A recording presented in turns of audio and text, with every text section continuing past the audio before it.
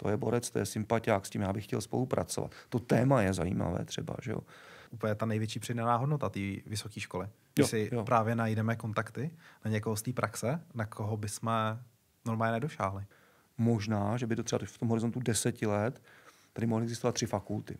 Mně se právě tady to třeba jako na matematice, statistice tady líbilo, že jsme si vysvětlovali na těch věcech, že nepočítáme jenom tady nějaký číslo, ale jak to právě můžeme jako využít v praxi. Ta část podnikovo-ekonomická, která pořád zatím představuje nejvíce studentů ve škole. Vybíral jsem si vysokou školu, tak já jsem se to tady strašně bál. Že všichni tady pracují, bude tady jenom tlačený na to, aby jsme pracovali a nebudeme z té výuky mít nic. Já vidím, že to je naopak. A spíše to jako vytvoření tím, že si můžeme sami tvořit rozvrhy a ty rozvrhy jsou fakt jako variabilní. Víc než 100 odborníků z praxe se ve větší nebo menší míře v rámci celé školy objeví ve výuce. Ať už je to ta jedna přednáška, anebo je to třeba i vedení celého předmětu. Okay. Dobrý den. Jsem rád, že jste si na nás udělal čas tady na podcast. Abyste se představil, pan Šulc, můžu vás poprosit, co tady určitě, za 25 let jste všechno na škole strávil, co jste tady, jaký pozice jste tady vystřídal a tak? Dobrý den, zdravím všechny posluchače, moje jméno je Petr Šulc a v současné době jsem prorektorem pro studijní záležitosti a řízení kvality Škoda Auto Vysoké školy. Jste hovořil o těch 25 letech, čtvrtstoletí, to je fakt už velmi, velmi dlouhá doba. Teda dokonce jsem v tomhle vzdělávacím zařízení, které se dříve jmenovalo trošku jinak, tak jsem vlastně ještě déle, už od roku 1996. To byla tehdy vyšší odborná škola, která se potom, co to vlastně nový vysokoškolský zákon, který myslím, že byl přijat parlamentem v roce 1998, tak poté, co umožnil vznik soukromých vysokých škol, tak se postupně transformovala ve Škoda Auto Vysokou školu, jednou z prvních soukromých vysokých škol v České republice. To bylo v tom roce 2000 a proto teda těch 25 let. Já jsem po celou tu dobu vlastně působil ve Škoda Auto Vysoké škole nebo předtím v té vyšší odborné škole a kromě krátké epochy, krátké periody, jsem byl rektorem školy, to bylo v letech 13 až 15 vlastně, tak většinou na pozici, která je velmi podobná té dnešní, to znamená někoho, kdo organizuje vzdělávací činnost a ty činnosti a procesy s tím spojené ve škole. Teď tedy je to prorektor pro studijní záležitosti a vlastně před pár lety jsem ještě přibral tu agendu řízení kvality taky. Ono to spolu docela souvisí. Já proč jsem se na to ptal, nebylo to jenom kvůli tomu prorektorství, ale já vím, že ji učíte. No, samozřejmě. Učíte matematiku. Jak vás výuka baví? Co je na tom jako nejzajímavějšího? To je skoro ta největší radost. Často říkám, že do té výuky si jdu odpočinout a získat zase někdy optimističtější pohled na svět po některých těch administrativních věcech, které někdy jsou třeba nudné nebo obtížnější. Jak jste říkal, učím matematiku 1, 2 a také statistiku pro studenty specializace řízení lidských zdrojů. Ten přece základy statistiky, ale to tady statistika. Takže baví velmi a vždycky se na to velmi těším. Ale co ještě o vás vím, matematika není váš jediný koníček? Dějepis? Já jsem vždycky vlastně asi už od střední školy nebo někdy takový přelom základky střední školy se zajímal o mnohé. Řekněme o něco, čemu bychom dneska řekli všeobecný rozhled. Ať to budeme definovat jako dějepis nebo zeměpis nebo někde na pomezí. Kdyby pravděpodobně, když jsem končil střední školu, existovala tehdy učitelská kombinace dějepis zeměpis, tak bych asi šel studovat jí nebyla, takže jsem volil zeměpis a matematiku. Jako ten zeměpis byla ta první volba, ta jednička, matematiku mám rád taky, takže jo, mám tenhle ten přesah a jsem pak vystudoval právě tu matematiku a zeměpis na Přírodovědecké fakultě Univerzity Karlovy. Na té Přírodovědecké fakultě to byl ten zeměpis, to učitelství geografie a to mě naplňovalo úžasně, protože mi to dalo obrovský rozhled po světě a nemyslím jenom v tom jako smyslu světě jako zeměkouli, ale o světě jako o procesech, o propojení přírodních a socioekonomických procesů, propojení přírody a lidské společnosti, vzájemné interakci a najednou jsem ten svět dokázal vidět úplně jinak, jo, díky tomuhle vzdělání.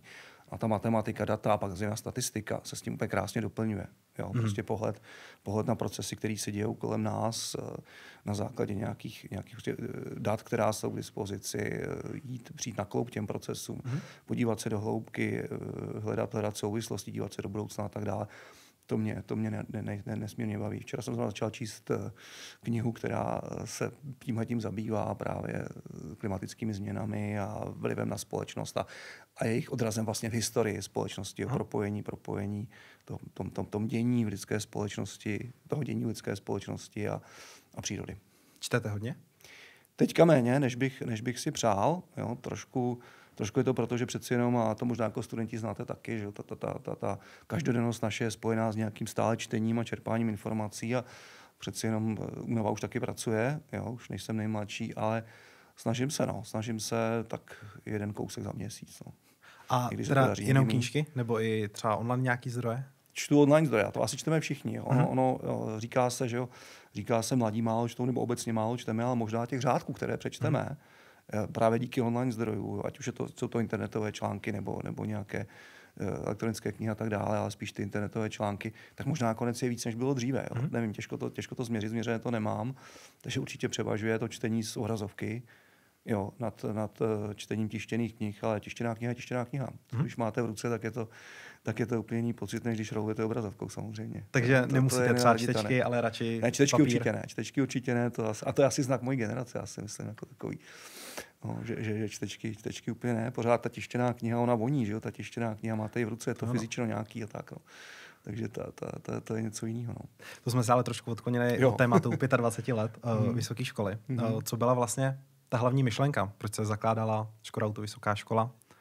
Co zatím stálo? Tak jak já to vnímám, tehdy samozřejmě aktérů bylo víc, kteří zakládali tu školu, těch lidí, kteří se o to založení snažili a kteří hráli v těch prvních etapách nějakou roli. A tak jak já jsem to vnímal, tak smyslem bylo přinést tomu zakladateli Škoda Auto akciové společnosti absolventy, kteří svým profilem možná trochu tehdy na tom trhu chyběli, jo? Nebo ty vysoké školy tehdy úplně takhle absolventy tohoto typu do světa nepouštěli. A ten profil byl takový, že ti absolventi budou mít podnikovo-ekonomické vzdělání, ale s určitým technickým základem, jo? Nějakou kombinaci, zároveň dobré schopnosti, kterým říkáme soft skills dneska, jo? A týmová práce a tak dále. Budou velmi prakticky orientovaní, proto hned od počátku v bakalářských programech ta dlouhá půlroční praxe, jo, tím rozsahem jsme byli strašně dlouho unikátní v České republice. Teď už nejsme jediní, ale byli jsme unikátní. A důraz na schopnost prosadit se, pracovat v mezinárodním prostředí, mezinárodních týmech. Proto pořád od začátku poměrně velká dotace cizích jazyků, jo, větší než na srovnatelných vysokých školách. A poměrně brzo po vzniku ty školy taky docela rozsáhlá kvalitní zahraniční spolupráce ve formě Erasmových výměn a tak dále. Jo, to asi byl takový to byla taková ta základní DNA, která byla té škole dána do vínku a potom se samozřejmě rozvíjela, rozkračovala se jak do vyšších stupňů vzdělání magisterské, tak i do dalších třeba studijních oborů a programů. Jestli to teda dobře chápu, byl ten požadavek hlavní, že Škoda Auto jako instituce, která tady vyrábí auta, tak neměla dostatek v podstatě dlouhodobě zaměstnanců, kteří by měli adekvátní vzdělání pro ty pozice? Možná chyběl určitý profil. Neumím teďka říct, jestli neměla dostatek uchazečů. Asi měla, jo, v té době. V té kvantitě to nebylo, ale přeci jenom prostě byl tam diagnostikován určitý nedostatek toho profilu, který jsem předtím popsal. Jo, té kombinace. Ta naše síla, ta unikátnost je pořád, ono to zůstává. V té kombinaci. Podniková ekonomika, technika, dneska IT ještě navíc také. Jo. Když se vás teda zeptám, v té kombinaci. Je to 25 let od založení. Jak se Škoda Auto Vysoká škola od té doby posunula? Co je teďka vlastně jako její největší síla? Tak to jsou dvě otázky v jedné. Jo.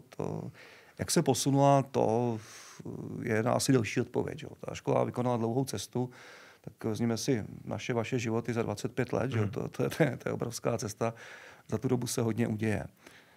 My jsme začínali v tom roce 2000 s 68 studenty celkem, na to si vzpomínám do dneška velmi, velmi přesně, jsou takové ty věci, co vám utkvějí v paměti. Začínali jsme ve velmi omezených prostorách, dneska bychom řekli nedůstojných dokonce. Jo, měli jsme asi 2 nebo 3 kanceláře, z nichž jedna byla dohromady studijní oddělení a knihovna a sborovna v podstatě, a asi 2 nebo 3 učebny. Jo. Postupně se to materiální a to prostorové zabezpečení vylepšovalo, škole přibývali studenti, každý rok se ten počet zvyšoval. Prvním významným milníkem v té kvalitativní části byla akreditace navazujícího magisterského studia. Že ty obory byly zpočátku jenom na bakalářské úrovni, Jo, a postupně, já myslím, že to bylo v roce 2005, takže asi 5 let po vzniku školy docela brzo, se podařilo akreditovat navazující magisterský studijní program podobného profilu, jako byl ten bakalářský studijní program. A to tu školu zase posunulo do vyšší ligy okamžitě. Jo, jakmile, a zejména mezi soukromými školami, jakmile soukromá škola v té době, na počátku tisíciletí, dosáhla na magisterské vzdělání, tak to znamenalo prostě kvalitativní a nějaký, řekněme, reputační posun. No a samozřejmě těm studentům, kteří absolvovali ty bakalářské programy, tak jsme nabízeli perspektivu zůstat ve škole a absolvovat ten magisterský program. To byl ten rok 2005. My jsme v té době ještě pořád neměli úplně vyřešené prostory. Jo. Jednak než se začínalo v těch prostorách, jak jsem popisoval, bylo to v areálu Škoda Auto, tam, kde je dneska odborné učiliště. Potom jsme se přesunuli do prostor jedné základní školy, tady Mladé Boleslavi. Jestli se vás teda zeptám, já jakož jsem absolvent odborné učiliště, to jste měli teda zároveň ve stejné budově? Jako měli jsme vyčleněnou část těch prostor. Budovy. Velmi malou. V podstatě jste jako ale sdíleli do určitý Jo, sdíleli jsme do určité míry některé prostory. Jo, a pak jsme se teda přesunuli asi 2002 nebo 2003, už si přesně nevzpomínám, do zase části budovy 6. základní školy, tady Mladé Boleslavi, jo, kterou jsme nějak adaptovali a nějak jsme ji využívali. Jo, zase nebylo to špatné, ale cítíme, že to pořád není ono, že ještě pro vysokou školu. No a pak naštěstí došlo k tomu rozhodnutí vystavit tady ten areál na Karmeli, v kterém sedíme. Tam to rozhodnutí vzniklo někdy 2004, 2005, myslím. Jsme se účastnili nějakých těch prací o tom, jak to má být velké, co tam má být, takový ten design prostě toho areálu vůbec celého, co tam budeme potřebovat, co ta škola potřebuje k výuce. To byla velmi jako vzrušující práce, musím říct, velmi příjemná. No a v září 2007 bylo hotovo. Postavilo se to, co tady dneska stojí, že tenhle úžasný areál. A v září 2007 jsme se sem nastěhovali. To je další milník. Jo. To je jako jeden z největších vůbec milníků v dějinách ty školy. V té době už škola měla, to si zase pamatuju náhodou úplně přesně, v tom září 2007 jsme měli 750 studentů, čili během 7 let 8 nebo 9násobný nárůst. Že jo, jako. Kolik máme teď studentů? Teď máme, to vám můžu říct slovy klasika úplně přesně, protože jsem to asi včera díval, tak 31.12.1224. 31.12.1224. Někdy v tom říjnu, když ten počet vždycky byl největší, tak to bylo přes 1260, ale oni pak studenti ubydou vždycky. Ten údaj k tomu konci prosince je takový docela relevantní a realistický. No ale od té doby, od toho roku 2007, kdy jsme se tady přesunuli jako Škoda Auto Vysoká škola do nových prostor, tak tady nám ještě přibyla jedna budova na Hejdovce. Tady nám přibyla budova na Hejdovce, ale to skáčeme hodně dopředu. Mezitím se ještě hodně stalo. Jo, mezitím se hodně stalo. Od toho roku 2007 teda působíme tady, zaplať pámu za to, je to úplně skvělý, že můžeme být v tomhle areálu. Potom jsme hledali cestu do Prahy.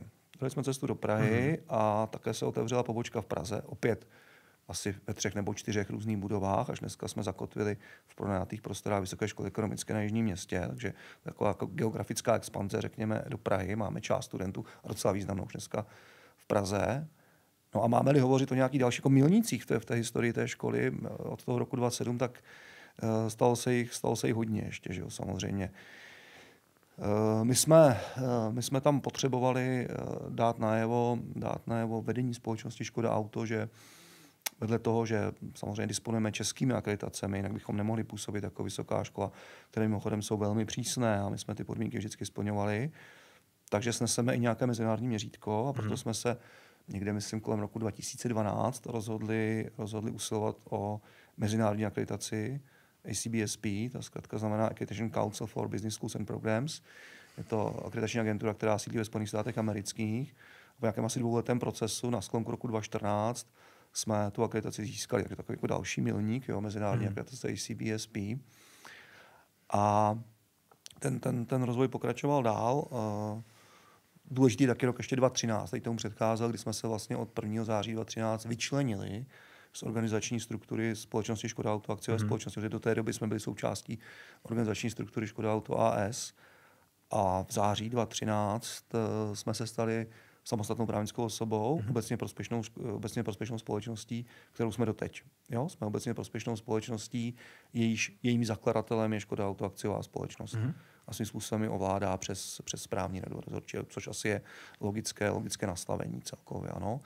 Čili jsme se stali tou samostatnou právnickou osobou. Já jsem byl asi rok a půl rektorem tady té podoby školy, nebo prostě té školy. Potom v únoru 2015, tuším, se stal rektorem pan docent Mertlík, který byl rektorem až do loňského roku, dlouhé 9leté období. A v tom období se nám podařilo rozšířit portfolio těch studijních programů 2 dalšími směry. Jo, to si myslím, že je velmi důležitý moment dějin školy. Jednak směrem k technicky orientovaným studijním programům nebo disciplínám, řekněme, to byla akreditace programu průmyslový management. Jo, myslím, že rok 2019, tuším, nejprve na bakalářské a následně pak na navazující magisterské úrovni. A také jsme se rozkročili směrem do oblasti informačních technologií, logické, a byl akreditován studijní program podniková ekonomika a manažerská informatika. Oba dva ve velmi podobné době jsou strukturálně, myslím tím, jako filozofií té struktury podobné, samozřejmě obsahově se liší. A oba dva pořád ještě kombinují podnikové ekonomické a technické vzdělání, anebo IT vzdělání, ale už s mnohem větším podílem té složky technické nebo té složky IT. Jo? Nadále ty programy si zachovaly vysoký podíl praxe, zároveň vysoký podíl nějaké internacionalizace, vysoký podíl výuky angličtiny, cizích jazyků obecně, ale zejména tedy angličtiny. Jo? A to byl jsem důležitý moment, kdy ta škola najednou přestala být ryze podnikovou ekonomickou školou. Jo? Rozevřela se, rozkročila se do těch 2 dalších oblastí. Oba ty programy tedy posléze byly akreditovány v navazujícím magisterském stupni. Krátce potom, někdy kolem roku 2021-2022, jsme začali usilovat o něco, čemu se říká institucionální akreditace. Jo? Kdo není z branže, vysokoškolské branže nebo vůbec branže vzdělávání, tak se může na tu akreditaci dívat něco jako na ISO. Na certifikaci ISO, nicméně specifickou pro vysokoškolský sektor. Ale tady tu akreditaci má málo vysokých škol tady u nás v republice. Mají větší část veřejných vysokých škol v České republice a mají 2 soukromé vysoké školy v současnosti. My jsme ty úvahy, jak jsem říkal, začali někde kolem roku 2021-2022. Na tu akreditaci jsme se připravovali. Ona především prověřuje 2 oblasti, řekněme.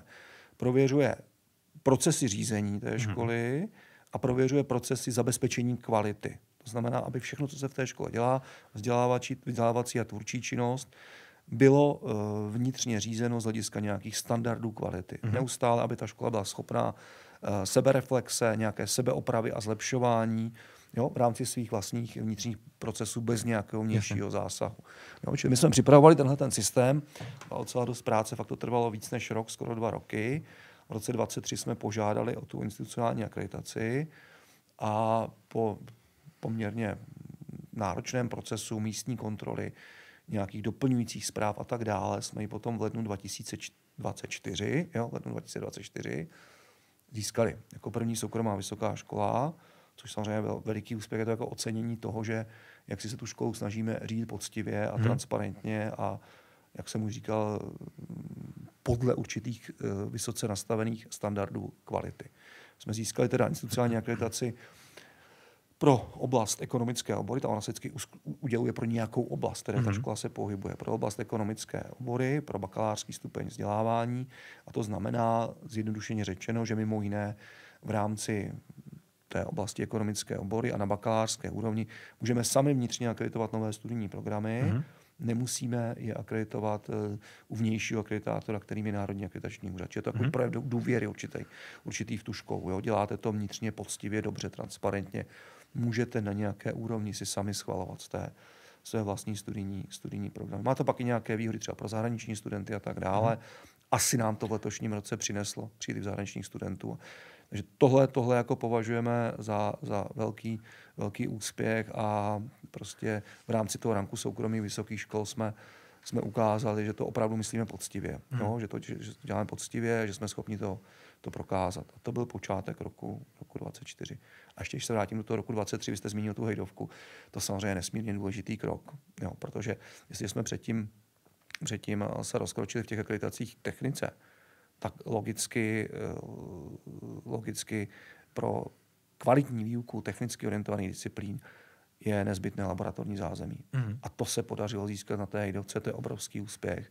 Je to obrovský posun jako v vývoji té školy kupředu. Otevřelo to prostor nejen pro kvalitní vzdělávání v té oblasti techniky a částečně taky IT, ale otevřelo to velký prostor pro spolupráci s dalšími partnery z korporátní sféry, která se díky tomu zase podařila posunout na vyšší úroveň a daří se velmi, velmi dobře. Nezvýšily se nám i kapacity? Zvýšily se kapacity, samozřejmě. Zvýšily se kapacity, jsou tam učebny, jsou tam laboratoře. Ta Hydovka bude mít dohromady kolem 100 míst, možná v učebnách a v laboratořích. Nicméně, myslím si, že to není to podstatné. Je to důležité, je to dobré pro tvorbu rozvrhu a organizaci toho vzdělávacího procesu. Určitě je to dobré, nicméně ten kvalitativní význam vidím jako dominující. Jo? Tady prostě něco, co tady nebylo. Nová kvalita úplně. Jo? Ještě jedna půlce mi chybí tady v té skládačce. MBA program. MBA program, ano, to je pravda, vidíte to, MBA program. Škola akreditovala také MBA program a teď tady, kdyby seděl místo mě jeho ředitel pan docent Štrach, tak by řekl přesně kdy. A já ten termín nevím, ten rok si nepamatuji, kdy tomu přesně bylo, ale ano, rozvíjíme úspěšně MBA program, který je orientován na problematiku automobilového průmyslu. Teď aktuálně máme asi mezi 40 a 50 zapsanými studenty a ročně mezi 10 a 20 absolventy, jo, ten MBA program. Takže je to důležitý doplněk prostě toho portfolia, co škola nabízí. MBA je studium, které je vlastně zařazeno do toho ranku celoživotního vzdělávání, to není vysokoškolské studium jako takové v tom českém pojetí. Ono v tom anglosaském je to trošku jinak možná. A vlastně je to doplňující vzdělání pro ty vysokoškoláky, absolventy jiných vysokoškolských programů, ať už bakalářských nebo navazujících magisterských, které nejsou podnikoekonomické nebo biznisově, chceme-li, orientovány pro techniky, pro jiné odborníky zkrátka. A těm poskytujeme tohleto vzdělávání. Teď jsme se tady od vás dozvěděli nějakou jako takhle stručnou historii školy, jak jsme se prostě rozrůstali a tak. Ale já když se ještě vrátím jako zpětně, 25 let, je to spousta času, mně ještě není 25. Co vám škola, protože, jak říkám, je to spousta času, který jste tady strávil, co vám ta škola jako dala za těch 25 let? Protože vy jste tady tím, že jste tady prostě vyučoval, že jste byl prorektor, tak jste tím tady té škole dal hodně? Co škola dala vám? Tak doufám, že té škole jsem dal to nejlepší, co jsem dokázal a snad a to musí posoudit jiní samozřejmě, snad to je k prospěchu a k nějakým hmatatelným výsledkům, doufejme. Co dala mě? No, to je otázka, na kterou je velmi široká odpověď. Dala mi šanci být u něčeho, co je úžasný nový projekt, nesmírně vzrušující, když můžete stát úplně na začátku vzniku něčeho nového a ono se to podaří a ono se to pak rozvíjí. A z těch 68 studentů jsme na těch více než 12 dneska. Ze 2 studijních oborů jsme na několika studijních programech s širokým zaměřením v několika jazykových mutacích a na několika místech studia. Tak to samozřejmě obrovské uspokojení z té šance být u toho.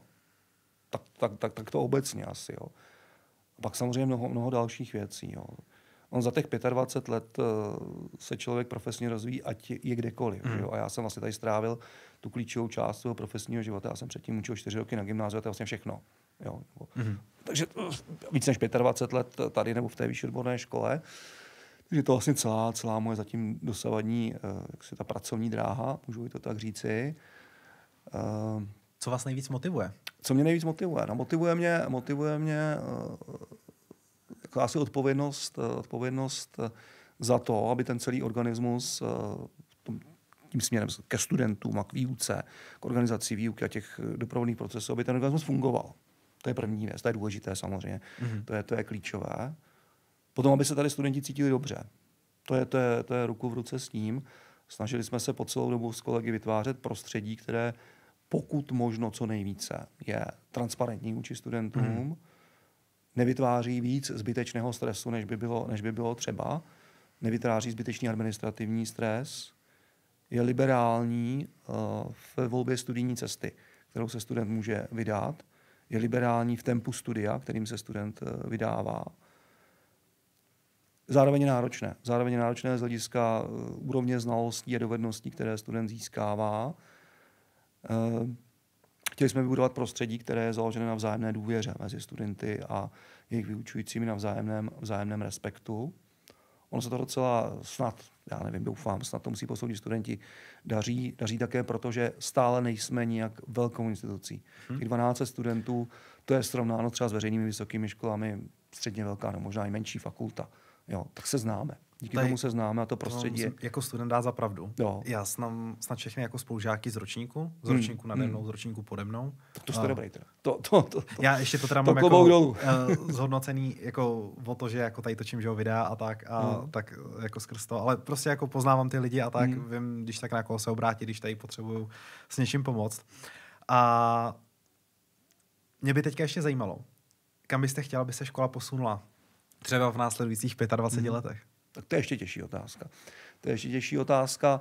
Já bych byl rád, aby si zachovala ty atributy, které jsem teď jmenoval. Jo. Atmosféru, rodinou, vzájemnou důvěru, vzájemný respekt, respekt mezi pedagogy a studenty a důvěru, vzájemnou důvěru mezi pedagogy a vedením školy a tak dále. To si myslím, že je strašně důležité pro nějaké vnitřní nastavení.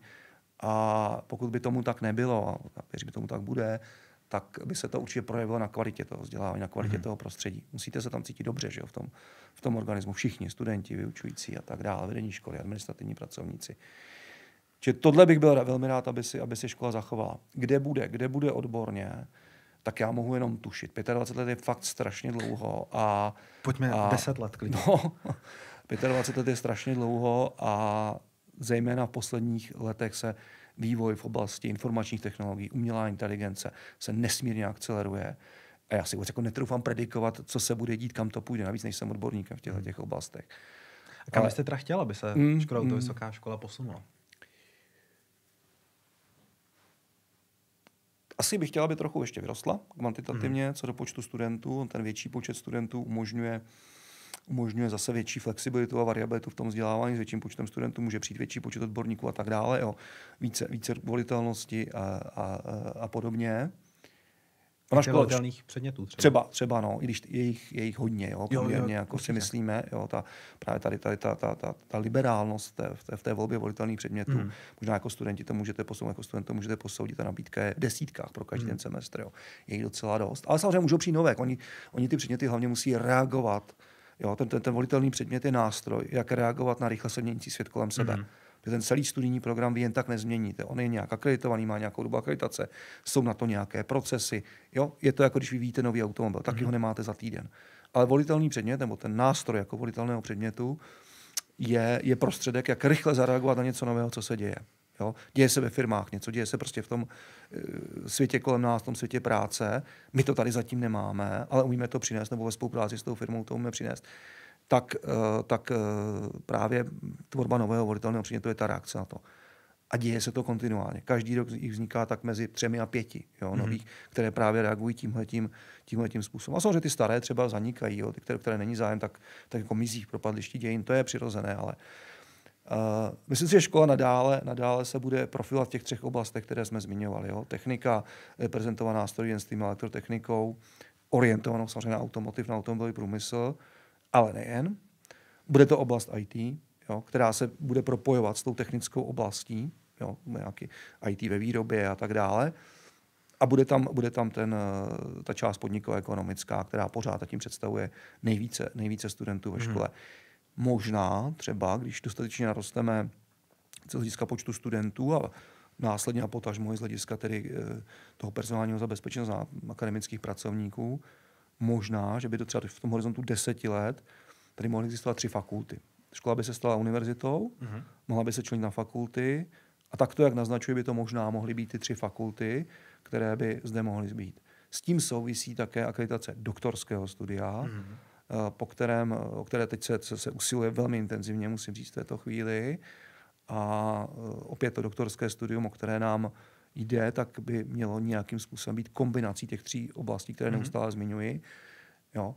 Což by mohlo přispět k tomu, že škola by se stala univerzitou, měla by doktorské studium, mohla by se členit na fakulty.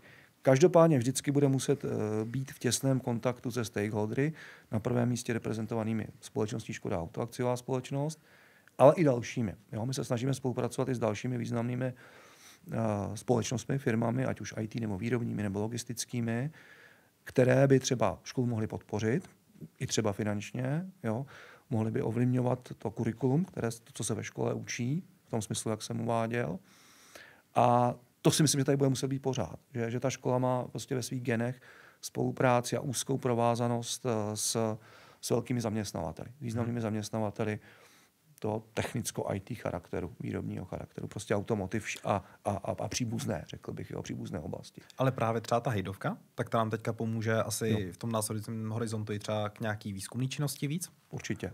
Já už teď zrovna shodou okolností včera jsem se dozvěděl, že byl schválen pod vedením pana profesora Dinibila na katedře strojírenství a elektrotechniky jeden z dalších výzkumných projektů. Já přesně neřeknu ten název, tak ho raději nebudu komolit, ale je to projekt, na kterém se podílí kolegové asi 4 nebo 5 kateder. Já mám radost, že i z mé katedry kvantitativních metod se našli 2 kolegové, kteří na tom technicky orientovaném projektu mohou spolupracovat a mohou přidat tu svou dovednost, tu svou odbornost. A je to přesně, jak říkáte.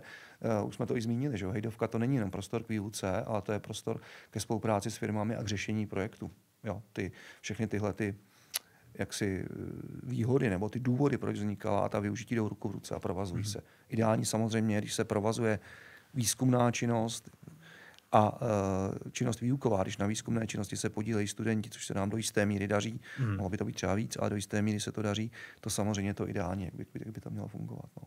Já na hejdovce, když jsem tam měl vždycky nějaký volitelný předměty, tak jsem si všímal jedné věci. Většinou tam učí lidi z praxe. Je tam, bych řekl, víc než tady u nás jako na budově. Je to možné? Co mi přijde jako zajímavý, že ty firmy, které tam třeba učí, tak si postupně jako můžou už i jako vyhlížet studenty, který by si jednou vzali k sobě, by jsou třeba šikovní a tak. Co jste o tom myslíte? Proto oni to dělají. Právě proto já si myslím, že oni to dělají. Jo? Oni pochopili, ty firmy pochopili, že nalézt dobré absolventy nebo vynikající absolventy neznamená jenom vypsat náborový inzerát, to už dávno neplatí. Že? Tahle situace tam možná platila před 15 lety nebo něco takového. Ale ty firmy, které jsou vizionářské, které jsou prozíravé, které se dívají do budoucnosti, tak dávno rozpoznali, že ve těsné spolupráci s vysokými školami je právě i jejich budoucnost. Že to je situace win-win, úplně jednoznačně. Vysoká škola ocení, když vyučuje odborník, vy jako student určitě oceníte, když vedle té teoretické výuky máte i odborníky z praxe, je to ten druhý pohled, které se dobře potom doplňují ty 2 pohledy, aspoň tak mně se to zdá tedy. No a pro ty firmy je výhodné už se s těmi studenty setkat dříve. Naučit je už během studia možná to, co budou potřebovat potom u zaměstnání a nakontaktovat si je. Ono se často děje, já bych mohl jmenovat konkrétní příklady, kdy díky právě výuce takového nějakého předmětu volitelného, ten vztah vyučující student velmi rychle přerostl ve vztah zaměstnavatel-zaměstnanec. Ale není to jenom v rámci volitelných předmětů? Ale jsou to třeba i přednášky odborný? Není, samozřejmě není. Je to obecně, pokud přijde kdokoliv prostě z toho odborného vnějšího prostředí, s firem, s institucí, pokud přijde do té školy, no tak samozřejmě to motivace pro studenta je to otevření jako dalšího okna. Aha, tohle vlastně já bych možná chtěl dělat v téhle firmě. To je borec, to je sympatiák, s tím já bych chtěl spolupracovat. To téma je zajímavé třeba, že jo. Jo, takže nejsou to jen volitelné předměty, jak říkáte. Byť tam v těch předmětech, a nemusí to být jen volitelné, které třeba učí ti odborníci z praxe skoro výhradně. Není to ta jedna přednáška, kdy přijde ten odborník z praxe na jednu přednášku, což samozřejmě taky zajímavé, ale učí je třeba výhradně, nebo se jí střídá víc, tak se ten vztah asi vybuduje těsnější pravděpodobně. Než tou jednou přednáškou. Ta jedna přednáška může být to otevřený okýnko někam. Já jsem se rozhledl někam jinam, ono se děje i tohle. Tahle firma existuje, ona dělá tohle, to by mě třeba bavilo. Jo. Já třeba teďka dám příklad. Měli jsme přednášku během operačního výzkumu. Operační výzkum mě bavil, ale neviděl jsem tam pořád jako žádnou pořádně firmu, která by to využila, ten operační výzkum. To propojení. Najednou měli jsme přednášku, dostali jsme kontakt jako na super firmu, která se tím zabývá, řeší to des a denně. A to je pro mě třeba jako úplně ta největší přidaná hodnota té vysoké školy. Když si právě najdeme kontakty na někoho z té praxe, na koho bychom normálně nedošáhli. No, to je ono. No, my samozřejmě usilujeme o to, abychom těch odborníků z praxe přivedli co nejvíce do výuky. Ono jednak, v některých programech, vlastně většině programů, které máme akreditované, a jsou to programy s takzvaným profesním profilem. Ten český akreditační systém zná programy s akademickým profilem a programy s profesním profilem. Program s akademickým profilem u nás je navazující magisterský program ekonomika a management. A všechny ostatní programy, jak bakalářské, tak navazující magisterské, jsou ty s profesním profilem. A pro ty platí některá zvláštní pravidla a jedno z těch pravidel je, že jistou část výuky musí zajišťovat právě odborníci z praxe. Jo? Takže jednak je to jako určitá povinnost, ale my jsme to dělali už předtím. Už předtím, než jsme ty programy měli, a děláme to nadále i v tom akademickém programu ekonomika a management. Nevím, který program, jestli studujete průmyslový management nebo... Ne, ekonomika a management. No, tak vlastně studujete akademický profilovaný studijní program, nicméně zažil jste toho odborníka z praxe. Jo, a vlastně o tohleto usilujeme od začátku. Já dělám každý rok statistiku, kolik těch lidí do výuky přijde za rok, jo, vykazují to někde, a je to víc než 100. Víc než 100 odborníků z praxe se ve větší nebo menší míře v rámci celé školy objeví ve výuce. Ať už je to ta jedna přednáška, anebo je to třeba i vedení celého předmětu. Kolik máme celkově vyučujících? Tak teď vám přesné číslo neřeknu, ale v rozvrhu bude zapojeno určitě více než 100 kolegů. Jo. Ne všichni jsou vyučující, kteří jsou tady na hlavní pracovní úvazek. Jo, těch je přepočtených, tuším, mezi 50, nebo netuším, určitě mezi 50 a 60, takzvaných FTE, jo. Přepočtených Takže my máme na celé úvazky. cca 60 pevných kantorů. No, trochu víc. Někteří jsou třeba na 0,7, 0,5 úvazek. A k tomu máme ještě ty odborníky z praxe? K tomu ty odborníky z praxe a k tomu ještě externí vyučující, kteří tady nemají nějaký významný úvazek, ale učí na částečné úvazky nebo třeba dohody o provedení práce. Často to jsou kolegové jazykáři třeba, jo, kterých je poměrně hodně vzhledem k výuce jazyku, kterou máme faktor sálu, tak těch na té katedře je jako víc než 30 učitelů na katedře jazyků. Takže ten celkový počet, asi kdybychom je sečetli, tak jako bude ke 150, jo, kteří se ve škole nějak objevují, nějak projdou tou školou, s kterými se můžete setkat. No. A když přijám ty odborníky, tak přes 200 určitě. Jo, když bych vzal i ty, kteří zahrají tu jednu epizodní přednášku, tak to bude přes 200 výrazně. Přes 200 men, která nějak jako za rok tou výukou projdou. No.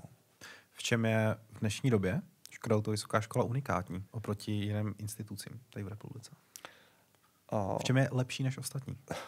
To by byla taková sebechvála příliš. Jako já se pokusím říct, čem je unikátní a o co usilujeme, ale já se nezlobte se a vyhnu se tomu srovnání, čem je lepší než ostatní. To bych se necítil dobře v tom prostě.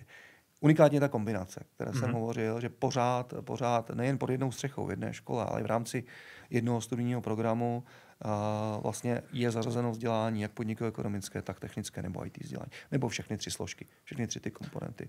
To si myslím, že pořád je unikátní. Asi nejsme jediní, ale takových studijních programů tolik není těch kombinovaných.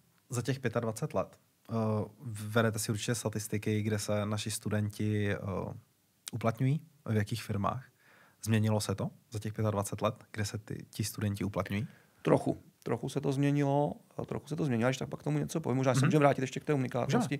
Pak je tam samozřejmě ten důraz na praxi. Jo? Ta spolupráce s praxí, to si myslím, že nechci, že máme nejlepší, ale že určitě máme na velmi vysoké úrovni a mluvili jsme o tom předtím, že v té předchozí kapitolce k tomu předchozímu tématu spolupráce s praxí. Nejen ti odborníci z praxe, ale přeci, já nevím, jestli jste studovali bakalářské studium u nás, studoval, no, tak jste byl, studujete, aha, já jsem se studoval na magisterském.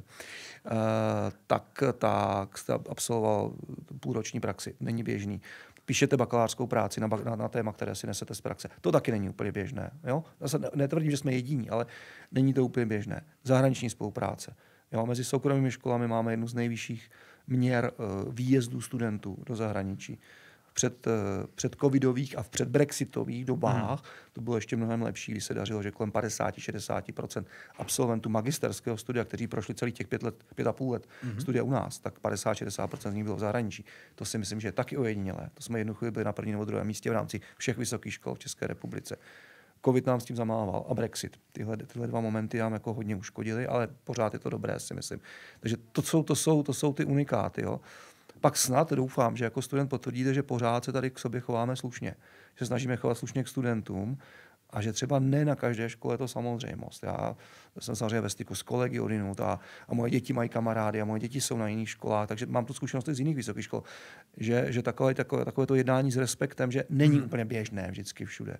Jo, že studijní oddělení na vás má skoro vždycky čas, že se na vás nemračí a tak dále. Jo, to doufám, že je něco, čím snad patříme do té lepší části českých vysokých škol. No. Ale vy jste pak položil ještě jednu otázku, já jsem ji zapomněl mezi tím. Já jsem se jako vrátil zpátky, jste se něco pak stalo. To uplatnění vlastně. To uplatnění, ale já ještě Zůstanu tady u toho, u těch kantorů a nějakým tom lidským přístupu. V tom vám musím dát za pravdu, že takhle, co mám kamarády, spolužáky z jiných vysokých škol, tak vždycky vy jako kantoři k nám tady přistupujete jako k sobě rovným, nesnažíte se nás nějak ponižovat a tak. Jak vůbec tady škola tady toho docílila, že ty kantoři jsou všichni tady takovýhle, že se tady prostě nevyskytují nějaký jako individuální případy, kdyby se na nás ty kantoři nějak povyšovali a tak, což na těch třeba státních školách se děje dost běžně. Asi myslím, že se vyskytujou. Jo, že se ty negativní případy taky vyskytujou, že jich pár bude. Vždycky se je snažíme řešit. Jo. Vždycky já říkám studentům na akademickém senátu nebo kdykoliv při nějakých neformálních setkáních, prosím vás, pokud se setkáváte s něčím, co má tenhle charakter, prostě jednání, které není s respektem, je ponižující, já to chci hned vědět. Hned mi to přijďte říct, to není žalování nebo něco takového. Prostě to tady nechci trpět, to chceme vyřešit. Jo, a budu to řešit ve spolupráci s vedoucími katedr, a ti vedoucí katedry jsou takhle naladění, že to řešit budou. Občas se to děje. Někteří ty kolegové už tady nejsou mezi námi a někteří pochopili. Jo, ale co mě samozřejmě těší, že jako student říkáte, že převažující je to druhé jednání, to jednání s respektem, rovný s rovným, otevřené jednání a tak dále. Já osobně se snažím takto přesvědčovat vždy své kolegy, pokud je k tomu příležitost na společných workshopech a tak dále. Věřím, že takto působí i všichni vedoucí katedr, kteří jsou v bezprostředním kontaktu se svými kolegy na katedrách, se svými podřízenými. Jo. Student je do jisté míry náš klient. Ne klient v tom smyslu, že bychom byli bytostně závislí na jeho penězích na školném, ale je to náš klient v tom partnerském smyslu. My mu chceme doručit co nejlepší službu za důstojných podmínek. Jo. To je to. Pak si myslím, že většina lidí tady spokojený. Lidé tady jsou rádi, prostě chodí do práce rádi. Já jsem o tom mluvil už na začátku. Pokud budeme chodit rádi sem do práce, tak se to projeví na tom, jak se budeme chovat ve výuce, jak se budeme chovat ke studentům. Jo, nespokojený, vyučující, podrážděný, nebylo by to dobré vůči studentům. Jo. Takže si myslím, že je to i tohleto. No. Dostáváme, vždycky ti vyučující dostávají dost prostoru od svého vedení. Jsou motivováni k tomu, aby používali inovačních, řekněme, aktivizačních metod ve výuce. Snad se to daří do jisté míry. Jo. Snad se snažíme co nejvíce, aby jaksi ubylo frontální výuky a přibylo výuky organizované nějakým jiným způsobem. To všechno s tím souvisí. No. Jo. Já tady nechci vytvářet dojem, že všechno je zalité sluncem a že vše je skvělé. Není. Ten organismus je veliký, mluvili jsme o 200 učitelích, najdou se případy, kdyby prostě to chování mohlo být lepší, nebo kdyby výuka mohla být lepší. Vy jako student víte, že každý půl rok, teď zrovna běží anketa, která hodnotí výuku. My to odpověděláme velmi vážně. Bereme je velmi vážně, jak ty kvantitativní, takové to hodnocení na té škále, tak zejména slovní, které uvedete, velmi si jich vážíme. A věřte mi, že já mluvím s každým vedoucím katedry, pokud se na té jeho katedře vyskytne jaksi velmi negativní hodnocení. Jo. Řečeno statistickou řečí, najdou se tam odlehlé hodnoty v tom hodnocení. Jo, tím negativním směrem, tak to vždycky řešíme. Jo, takže tohle je třeba další jako nástroj. No. Já bych to téma ani jako takhle nevytáhnul, ale já mám právě tady zkušenost, že některé jako věci, které mě v předchozím vzdělávání jako třeba strašně nebavily, vyloženě jsem na ty předměty nechtěl chodit, tak mě teďka tady na vejšce, jako i když jsem dřív vůči tomu měl odpor, tak mě strašně začaly bavit. A já to přikládám těm kantorům, že tady ty kantoři jsou fakt jako příjemný, rádi vysvětlují i ty věci, které nemusí být nám jako studentům příjemný na pochopení. A tak, ale teďka bych se teda vrátil k tomu uplatnění těch studentů, kde se naši studenti uplatňují. Kde to bylo dřív a kde to je teď? Ještě samozřejmě zareaguji. To, co jste říkal, jako student mě nesmírně těší. Já to vždycky studentům říkám, že pokud slyším takováhle slova, jsou-li míněná upřímně, tak mě to samozřejmě nejvíce těší, protože to je ta hlavní odměna. Jo, to je ta hlavní odměna pro někoho, kdo v té škole je takhle dlouho jako já. Kde se uplatňují studenti. Není to jenom ve Škoda Auto samozřejmě. Jo, my jsme školou, která je zřízená velkou mezinárodní společností a říkáme uchazečům nebo říkáme i studentům, vaše šance na uplatnění ve Škoda Auto je vyšší než třeba odinut. A to zejména díky kontaktům, které získáte během praxe nebo výuky, jak jste to zmiňoval. Takže si myslím, že dlouhodobě tak asi 30 až 40% studentů nebo absolventů nachází uplatnění ve Škoda Auto. A pak už je to velmi rozdílné. Jako další třetina zhruba míří někam do automotiv. V tom širším slova smyslu, jo, víme, že ten sektor je nesmírně široký a ta zbývající třetina, opět velmi nahrubo řečeno, míří někam úplně jako jiná, mimo automotiv. No, ale to taky souvisí s škálou studijních programů. My jsme se rozkočili k IT, takže vím teď třeba, že několik studentů, několik jednotlivců našlo poměrně rychlé uplatnění ve společnosti Adastra. To je IT společnost, to není automotiv společnost, která ale pracuje pro automotiv, jo, třeba pro Škoda Auto nebo pro další společnosti. Takže jako bych řekl, že ta škála uplatnění se rozšiřuje do jisté míry. Pořád je část studentů, kteří zakládají své vlastní biznesy, začnou podnikat. Jo, to je dobře, pochopitelně. To je výborné. My jsme si dělali velký průzkum na podzim 23, velký průzkum mezi absolventy na podzim 23, takže z toho průzkumu nám vyšlo, že drtivá většina absolventů velmi rychle nachází uplatnění, že se neděje, že by zůstávali dlouho na úřadu práce, nebo že by dlouho zůstali bez uplatnění. Já myslím, třeba 90%, 99%, pardon, chci říct, jo. Není to tak, že velká část těch studentů si najde práci ještě i předtím, než dokončí školu? Jenom jestli je to ta, na které nastoupí po absolvování, to vždycky úplně nevíme, ale spolu se studiem opět 95% studentů pracuje při studiu nějak, víc nebo míň, na menší nebo větší úvazek. To je mimochodem další výsledek toho průzkumu, který jsme získali. Jo. Já jsem z tady ty věci, když jsem byl ještě na střední škole, vybíral jsem si vysokou školu, tak já jsem se to tady strašně bál. Že všichni tady pracují, bude tady jenom tlačený na to, aby jsme pracovali a nebudeme z té výuky mít nic. Já vidím, že to je naopak. A spíše to jako vytvoření tím, že si můžeme sami tvořit rozvrhy a ty rozvrhy jsou fakt jako variabilní. Že prostě můžeme si vybrat, jestli budeme mít v pondělí výuku nebo jestli budeme mít ve středu v 8 hodin večer. Do jisté míry. Do jisté míry zase. Ale jako ta realita, zvlášť u těch předmětů, co jsou v prváku, společné, třeba účetnictví. U těch velkých. Tak tam se to jako děje takhle. A ten prostor na to pracovat někde, ať už na stáži nebo i na nějaký zkrácený úvazek, tak tady prostě je. A tady toho si třeba já cením, i když říkám, bál jsem se toho, že budu do toho tlačený a teďka to spíš beru jako obrovskou výhodu té školy. A abych se teda z toho posunul, studenti se teďka uplatňují hodně v těch firmách, v kterých třeba nějak jako mají stáž nebo si rychle najdou po škole práci. Jak se tady to bude vyvíjet? Budou vysoké školy jako takový pořád fungovat podobně? Nebo se to vzdělávání spíš bude přesouvat do stylu po střední škole student bude pracovat a ta firma si ho bude dovzdělávat v rámci třeba toho celoživotního vzdělávání právě na vysoké škole, akorát v těch oblastech, který potom studentovi chtějí? Kdybych já měl říct svoji vizi, jak to bude, ale může se samozřejmě mýlit.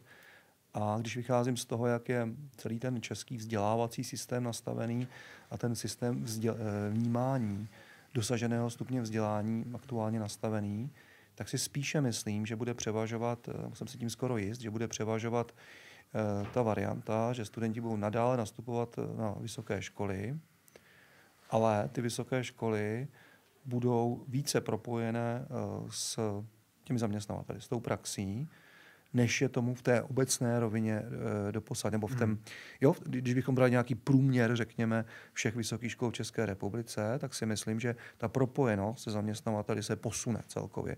Že se posune, že nám ani nic jiného nezbývá. Troufnu si říct, že jsme tady v této oblasti trochu napřed. Jo. A že to půjde nějakým směrem,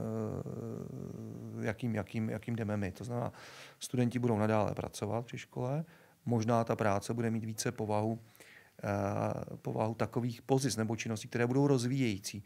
Že to nebude ta práce u McDonalda, kterou potřebuji, abych se nějak finančně zabezpečil. Jo?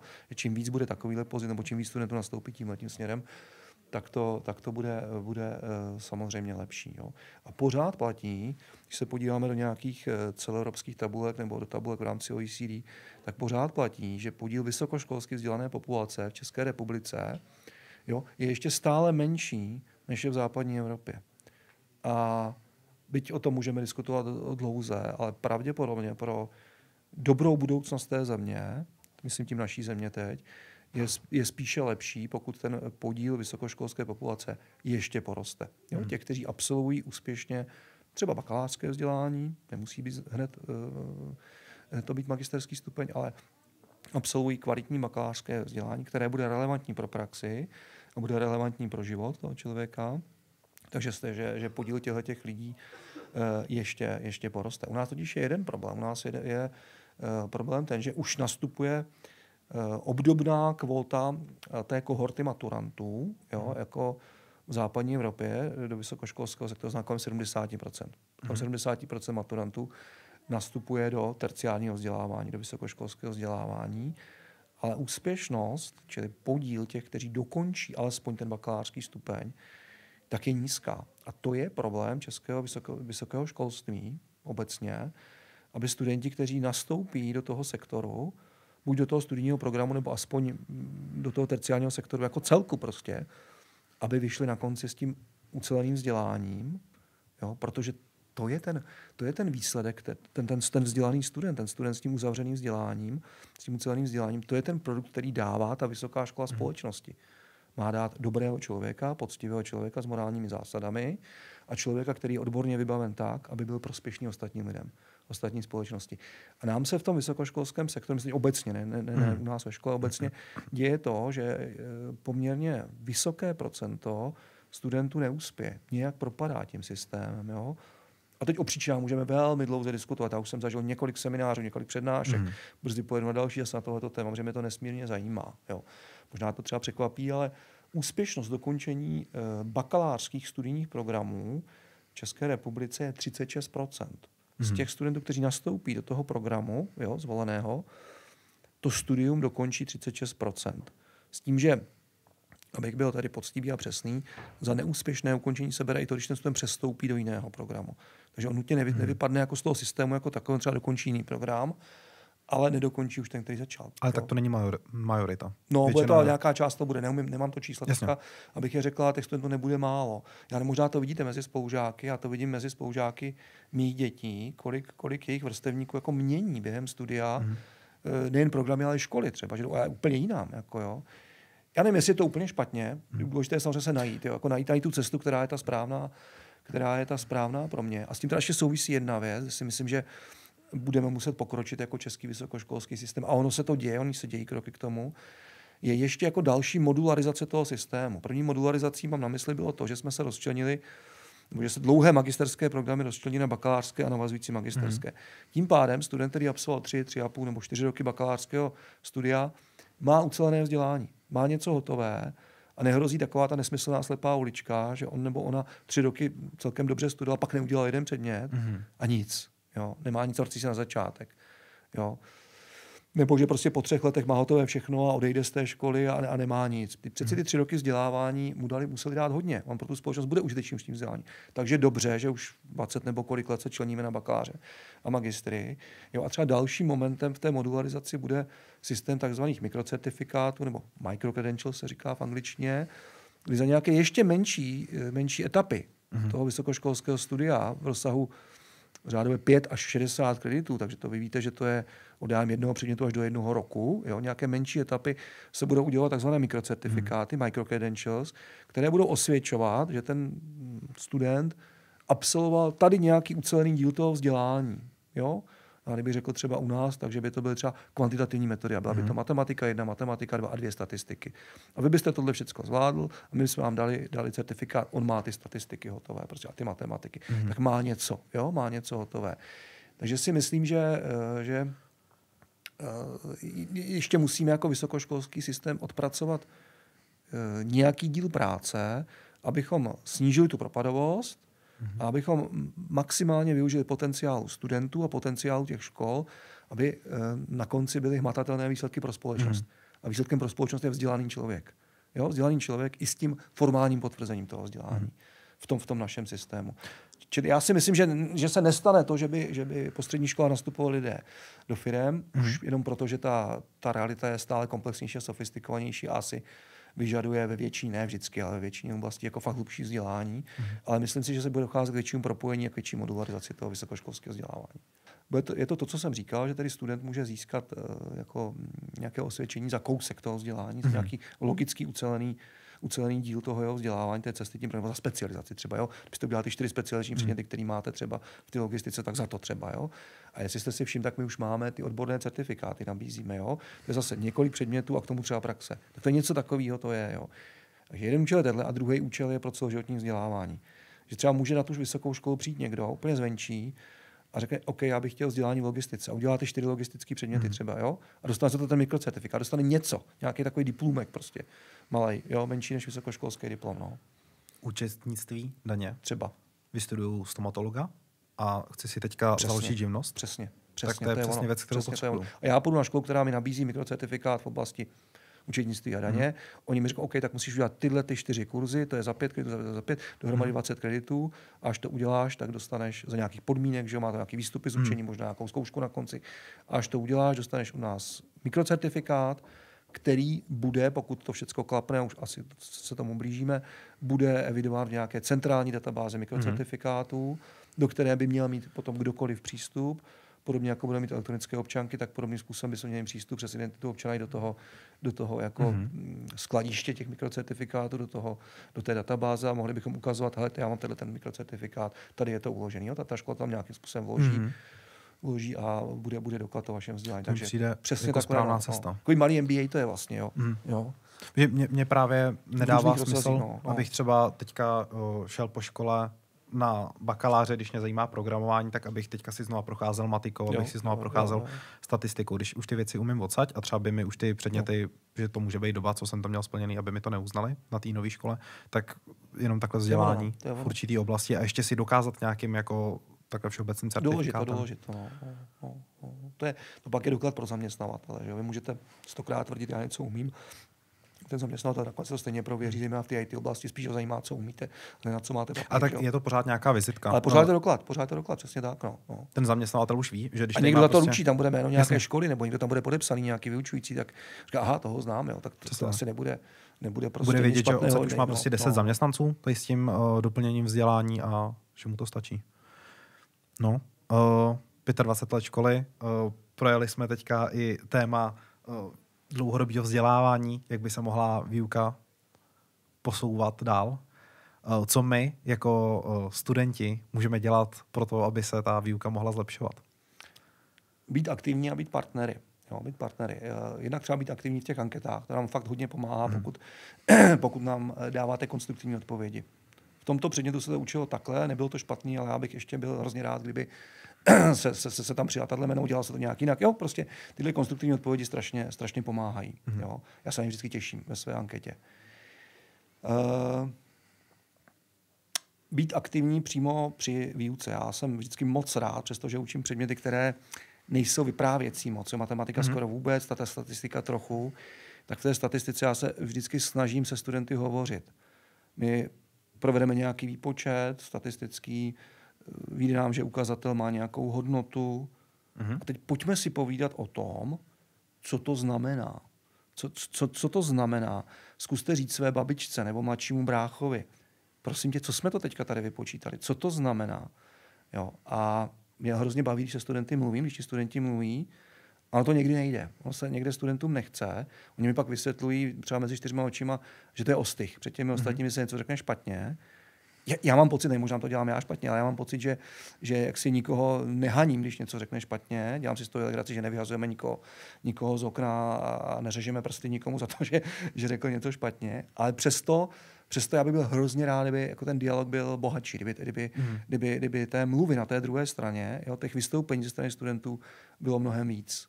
Ale možná je to povahou toho předmětu. Možná ten předmět je obtížný nebo je příliš abstraktní a přesto, že se snažíme ho vztáhnout na tu realitu, na to praktično. Tak když to vyšlo 5, co to znamená, když to je 5? Jo? Vyprávějte a i třeba velmi hovorově, bez nároku na nějaké přesné definice nebo bez nároku na přesnost statistických pojmů, vyprávějte laikovi, co nám to vyšlo. A mě osobně by jako velmi potěšilo, pokud by jako ta spolupráce byla vyšší. No. Mně se právě tady to třeba jako na matematice, statistice tady líbilo, že jsme si vysvětlovali na těch věcech, že nepočítáme jenom tady nějaký číslo, ale jak to právě můžeme jako využít v praxi. To byla jako věc, která pak třeba, když jsem se bavil se spolužákama ze střední, tak měli jsme prostě stejný předmět matematika a tak. A i když jsme to měli další, měli jsme to na 2 semestry, tak vím, že jsem tak třeba oproti těm jiným spolužákům věděl, na co se to počítá ty věci a že to neděláme jen tak. My to budeme chtít ještě prohlubat. Když mluvíte o té matematice, tak vedeme neustále debatu o tom, co se vlastně má v té matematice učit. Jo? Protože co si budeme povídat, když se zeptáme potom, až budete 5 let po škole, co jste použil v praxi, tak řeknete, že jste určitě neintegroval nikdy v praxi, že jste pravděpodobně nepočítal diferenciální rovnici, asi jste ani nederivoval. Jo? Ale na druhou stranu tyto dovednosti jsou jako součástí, si myslím, nějakého znalostního dědictví té lidské společnosti a zamlčet vysokoškolskému studentovi ekonomie nebo techniky existenci určitého integrálu. To si myslím, že by bylo jako zvěrstvo skoro, jo, jako zločin, že ten student má vidět, že to existuje. Tady byl nějaký génius, který s tímto přišel a že to má tahle využití. Že to dneska udělá software za něj samozřejmě. Jo. Že my třeba uvažujeme tím směrem víc aplikovat využití nejrůznějších softwarů do matematiky a víc ještě tam zařazovat fakt jako ty praktické příklady, o kterých jste mluvil. Vedeme o tom diskuzi každou chvíli. Já se zase jako o kousek posuneme tady v tom. No. Co může ještě student dělat proto, když mu na tom vzdělání něco chybí? Typicky třeba v marketingu teďka, nevím, by nám chyběla grafika vzdělání. Co může dělat proto, aby ta vysoká škola, teďka nemluvím jenom jako o naší vysoké škole, ale aby mu ta vysoká škola v tom šla naproti. Aby tam otevřela třeba ty obory, o kterých je jako všeobecně zájem. Když se podívám na naší školu, tak máme několik nástrojů, několik cest, jak se ten postoj studenta nebo to přání nebo prostě nějaký názor, inspirace může dostat k vedení školy. První samozřejmě neformální. Vy osobně a kdokoliv jiný může přijít za mnou nebo za kýmkoliv z vedení školy a domluvit si schůzku a můžeme se o tom pobavit. Já budu hrozně rád. Fakt budu hrozně rád, pokud se o těchto věcech budeme bavit, budeme o nich diskutovat. To je první způsob, neformální. Formálním způsobem je to studentské hodnocení, ta studentská anketa. Tam je i prostor pro, řekněme, jako úplně volné odpovědi, úplně volné slovní odpovědi nebo volné slovní podněty. Možná lepší podněty než odpovědi. Tam se to dá napsat. Další prostor je akademický senát. Akademický senát má studentskou komoru.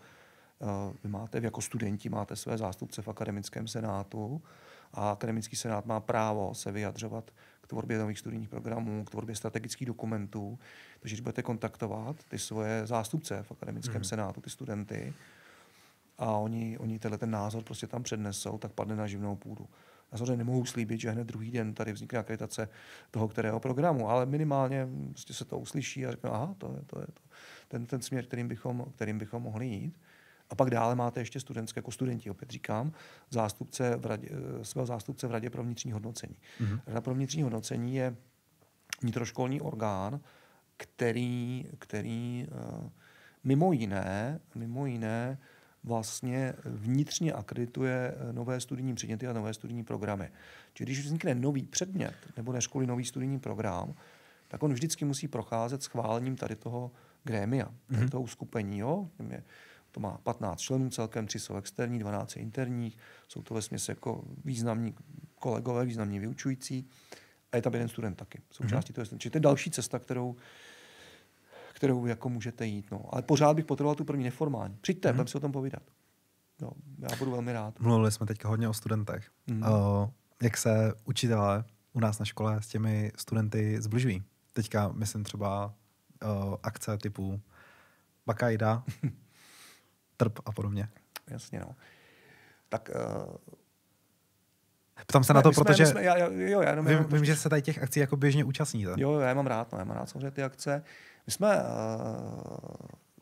ze dvou směrů začali. Za prvé, studenti často říkají, tady není tělocvik u nás. Jo? Tady není tělocvik jako povinný předmět. Ty důvody byly dílem personální, prostě toho tělocvika tady nemáme a otázka je to taky finanční otázka, mít katedru tělesné výchovy, jako jo, nemáme prostě.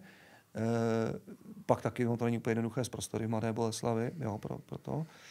A z tohoto důvodu jsme ve škole založili univerzitní sportovní klub. Jo, tou duší je kolega Petr Kasal, to asi víte, že je obklopen. Jak dlouho už tady ten... Tak já nevím, teď se mě zaskočil, to počet nevím, ale... odhadem 10 let? 10 to nebude, asi tak 5 až 8 roků, že to je. Jo, ale určitě se to dá dohledat. A to je samostatná organizace, která působí mimo školu, je to má to své IČO, prostě to samostatný zapsaný spolek a jeho smyslem je právě organizovat jednak sportovní činnost studentů, tu pravidelnou. Teď je to tak, že snad v zimním semestru podle informace kolegy Kasala sportuje pravidelně v těch aktivitách, je to volejbal, florbal, fotbal, yoga. Asi 150 studentů každý týden. No, to je docela dost. Jo, na to, že nás je 12, z toho významná část Praze, tak to je docela pěkný. No a pak pořádá další jednorázové akce. Buď třeba zajišťuje reprezentaci školy na nějaké akademických soutěžích, akademických mistrovstvích. Jo, máme třeba akademického mistra republiky v boulderingu, jo, z naší školy a i další studenty, kteří se velmi pěkně umísťují. organizuje akce typu sjezd nějaké divoké vody ve Slovinsku, v Rakousku, akce typu turistický výlet na hory a podobně. Jo. Čili tohle je jako jeden směr. A samozřejmě řada studentů to vítá a kolem těch akcí se vytvořila aspoň pro mě taková velmi milá komunita studentů, kteří chtějí zažít ještě něco navíc v té škole. Jo, chtějí zažít něco navíc. Já si to všímám, že i ty studenti, kteří se většinou těch akcí účastní, tak jsou většinou dost podobní. A většinou se z nich jako stávají kamarádi, který pak tráví i mimo školu čas. Je to přirozený. No, je to přirozený, protože nevím, jaký máte osobní zkušenosti, ale celý můj život celý můj život mě provázejí nějaké outdoorové aktivity, ať to je pobyt na horách, na lyžích, na kole, na vodě a většinu kamarádů mám odtud. Jo. A vlastně, jestli to tak můžu říct, tak odtud máme i kamarády mezi našimi stávajícími studenty. Jo. Že ten vztah prostě přeroste tak blízký nakonec, že přeroste. Prostě když spolu jedete na jedné lodi, nebo když spolu jedete na běžkách, nebo když jdete po horách, tak úplně pak nejde si říkat vy a nebýt to přímý k sobě a tak dále. Že? To prostě ta aktivita vás změní. No. A proč ta Bakaida? To s tím trochu souvisí a trochu ne. My už tam jezdíme další dobu, už tam asi 20 let na tu chalupu a bylo to nějaké obohacení, prostě to je mimo studijní činnosti školy. Zpočátku jsme to organizovali jako lyžáky, jako lyžařské zájezdy, dobrovolné a pak jsme tomu dali podobu toho týmového řešení problémů v nestandardních podmínkách, toho legendárního trpu, že jo? A úplně záměrně jsme zůstali na té chalupě, která je jako velmi prostá svým vybavením, jo? Kde si musíte zatopit v kamne, kde vevnitř není tekoucí voda a že se musíte umýt venku nebo jít vykoupat ven do jezírka, to i v zimě. Toaleta? Suchá, než tam není voda, že jo? Jo, musíte si zatopit, musíte si přinést dříví, naštípat dříví, musíte si tam donést jídlo. V zimě tam nedojdete autem, takže tam musíte vyjít, spí se po 10-15 lidech na jednom pokoji vlastním spacáku. Celý večer vlastně trávíte v jedné místnosti, všichni ty lidi nejsou jako skoro další místnosti. No a to všechno s sebou něco nese, že jo? Vystoupíte z komfortní zóny, s těmi lidmi se zblížíte, někdo to nedá, někdo to nevydrží, odjede dřív, někomu to prostě nesedí, tohle prostředí nikoho nenutíme pochopitelně, ale ti, kteří tam vydrží, tak potom vzpomínají a rádi se tam vrací, jo? Protože to prostě ve vás otevírá nějakou další stránku té vaší osobnosti prostě, no. Takhle. Já myslím, že jsme těch témat probrali fakt jako spoustu a od těch 25 let jsme se dostali právě i tady k těm tématům jako Bakaidy a pro mě. Já vám moc krát děkuju, že jste si na nás dneska udělal čas a přeju vám, ať tady s náma vyučujete ještě třeba dalších 25 let. Děkuju. Děkuju, já děkuju za pozvání, bylo mi potěšením, tak doufám, že jsme pověděli, co jste vy chtěl slyšet, nebo co bylo smyslem tohoto setkání. Na závěr přeji všem studentům školy hodně úspěchů ve zkouškovém dobí, protože teď jsme právě na jeho začátku. Co je dneska středa, takže v pondělí jsme začali, tak ať se vydaří všechny zkoušky a potom v plných silách zase do letního semestru. Mějte se hezky, děkuju za pozvání ještě jednou. Naschledanou. Tak jo. Tak jo, všechno. Super. Děkuju.